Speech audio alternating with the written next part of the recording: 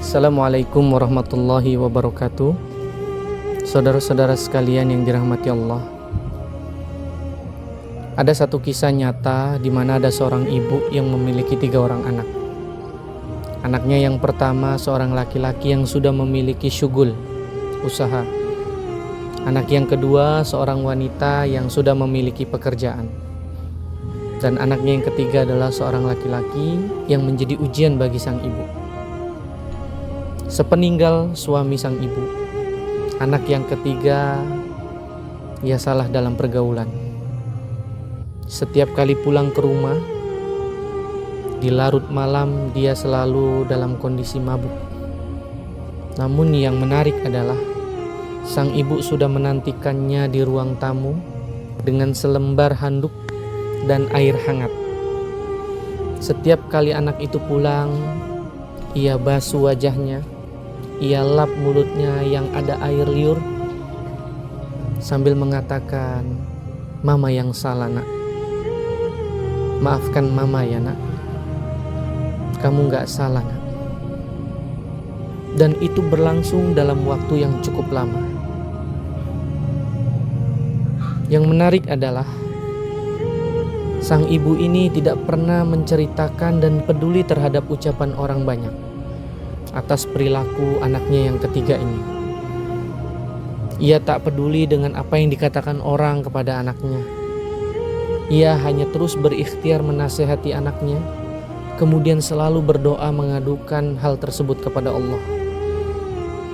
Sehingga suatu hari, ketika anaknya yang pertama sedang sibuk-sibuknya dengan usaha, yang kedua sedang sibuk-sibuknya dengan pekerjaan, namun anaknya yang ketiga berada di rumah sendiri.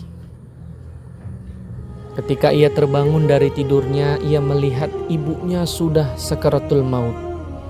Sontak dia langsung mendekati ibunya sambil memangku ibunya dan membimbing mentalkinnya mengucapkan la ilaha illallah, la ilaha illallah.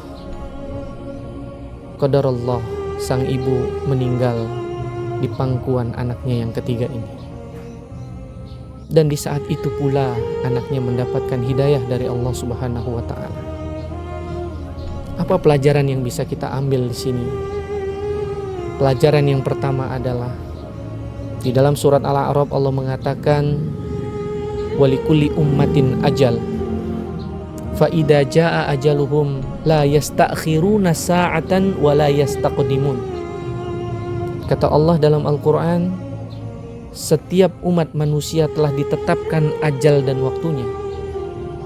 Dan apabila telah datang ajal tersebut, la yastakhiruna sa'atan wa la yastaqdimun. Dia tidak akan bisa mengakhirkan atau mengawalkan ajal tersebut. Ibu itu tidak pernah mengira bahwa ia akan meninggal. Dan ia tidak pernah membayangkan ia meninggal dalam keadaan husnul khatimah dengan mengucapkan la ilaha illallah yang dibimbing oleh anaknya yang ketiga. Itulah pentingnya bagi kita selalu berhusnudzon kepada Allah atas apapun yang terjadi di dalam hidup ini. Kita tidak boleh menjustifikasi sesuatu, menghakimi dan memvonis sesuatu, karena boleh jadi ada rahasia Allah yang Allah siapkan dan kebaikan yang Allah berikan kepada siapapun yang diberikan ujian.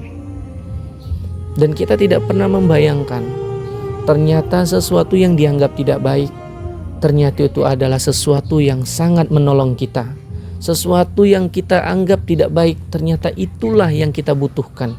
Allah mengatakan, asa an takrahu syai'aw wa huwa khairul lakum wa asa an tuhibbu syai'aw wa huwa syarrul lakum.